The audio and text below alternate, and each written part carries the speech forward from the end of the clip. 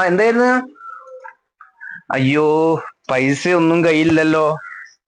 ഒന്നാമത്തെ ഇപ്പൊ വീടിന്റെ പണിയൊക്കെ നടന്നല്ലേ, ഭയങ്കര ടൈറ്റാണ് ഇപ്പോ പൊതുവെ.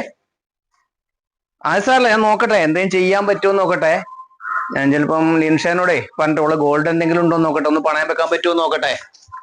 എന്നിട്ട് ചെയ്യാൻ നമുക്ക്.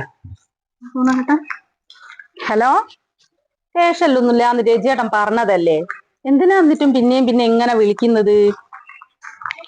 ഒരു പൈസയും കയ്യിലില്ല, എപ്പോഴും ആൾക്കാർ ഇങ്ങനെ വിളിച്ചോണ്ട് നിൽക്കും കേഷില്. അതോ തിരിച്ചു കിട്ടുമോ അതും ഇല്ല.